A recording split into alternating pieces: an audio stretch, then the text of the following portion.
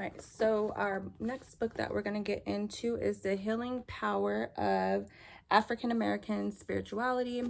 And this book is geared more towards hoodoo. It says it's for hoodoo as well, but I think the author mentioned that she did practice like Wicca, however you say it, or something like that.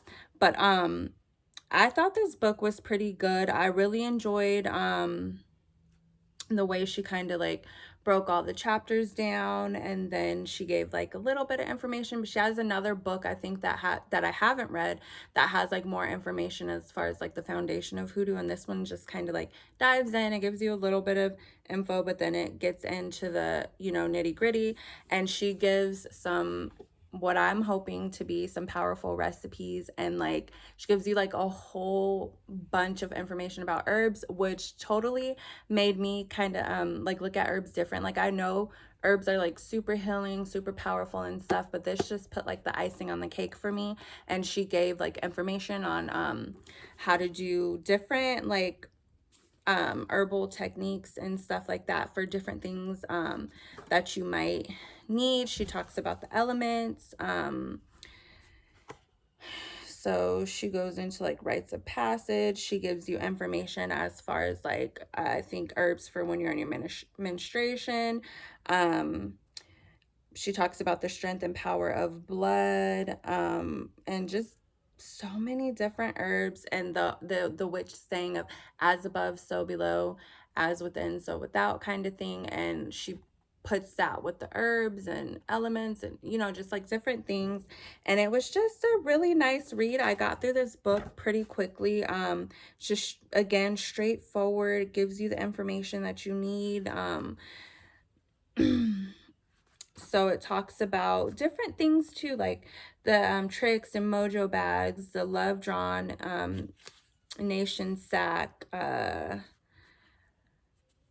Says the mojo is a personalized item that carries your personal energy. Therefore, it is very dangerous and potentially fatal for it to fall into the hands of another, especially if that person is a hoodoo practitioner, witch, or conjurer. So that's just a page that I opened up to right now, and it's giving you, background information on different types of hoodoo information.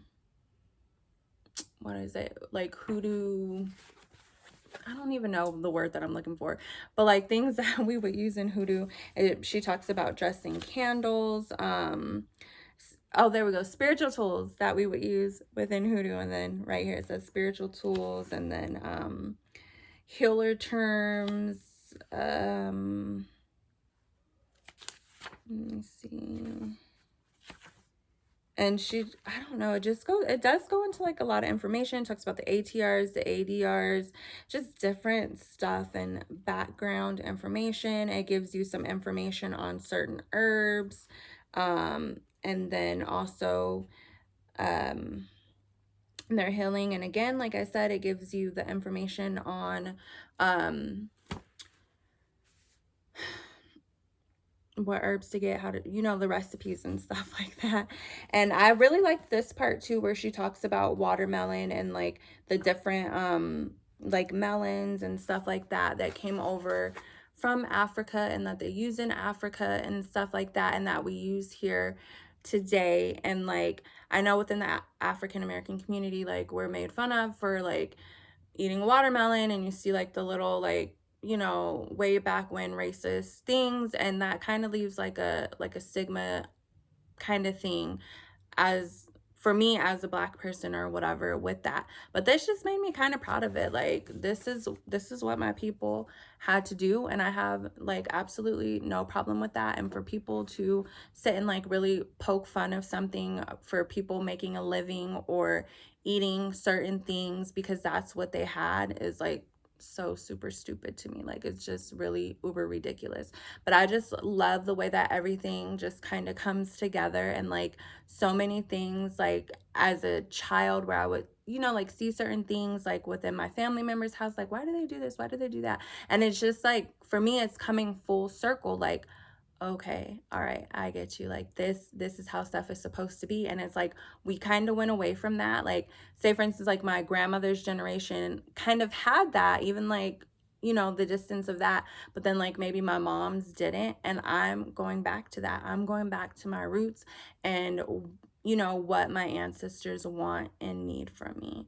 So I am just enjoying that so much, and this is a book that I would recommend. I think it would be worth it to read it and to buy it and have these you know, this insight and these remedies, recipes, however you want to call them, and use them as needed. And that's pretty much it for this book.